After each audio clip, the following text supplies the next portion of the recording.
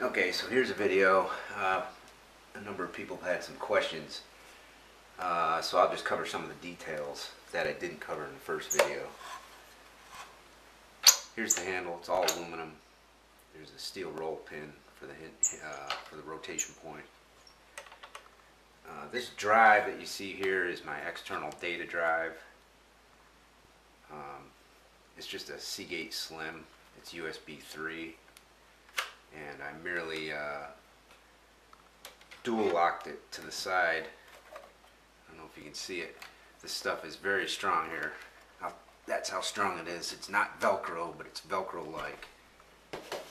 This is the actual stuff used.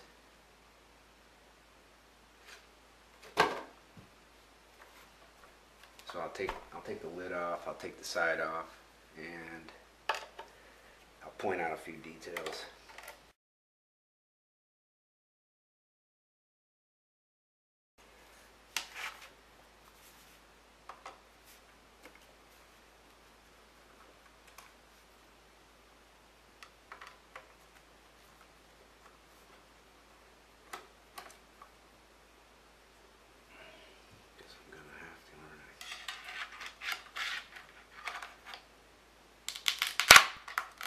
As you can see, it just snaps.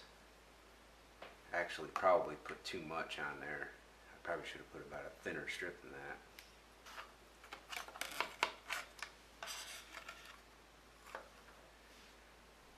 that. Okay, so the side's off. Now you can see, here's the external power supply, the brick that runs the Pico ITX power supply.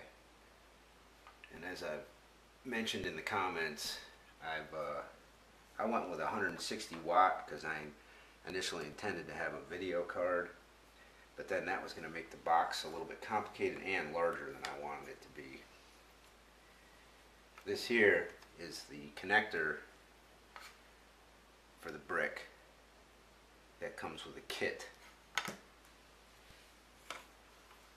Pico power supply is seen in the video, but here it is actually plugged in right there. And that's it. That's the entire power supply. So, a few details. Let's see, let's take this off.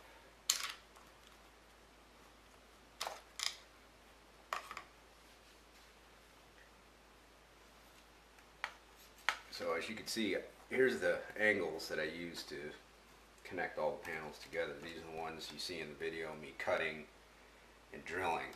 The way I drill them is when I designed the panels, I put in pilot holes for each place, also for the screws for everything.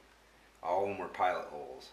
So all I had to do was clamp the angle to the panel that I got, and they were at about the approximate right position, and then I would drill through the pilot holes into the angle, and that's it. And what you see here are just simple black colored 1/8 pop rivets.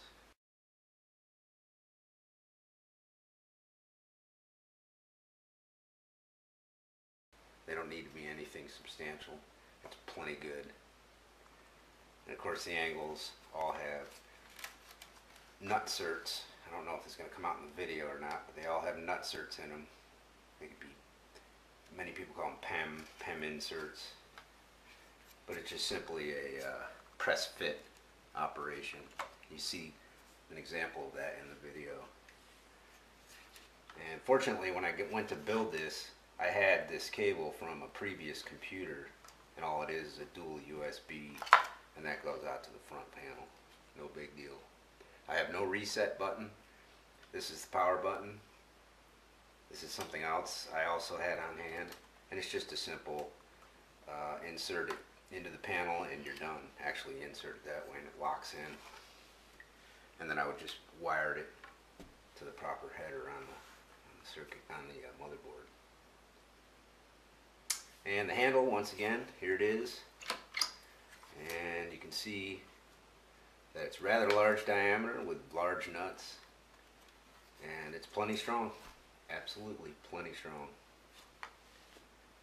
Let's see, that's about it. That's all I got for you. Oh no, let's do one other thing. This is the drive. As you can see, it looks like Velcro, but it's not Velcro. It's called dual lock. And when you put it on, all you have to do is match it up. And it literally just snaps. And there it is, solid as a rock.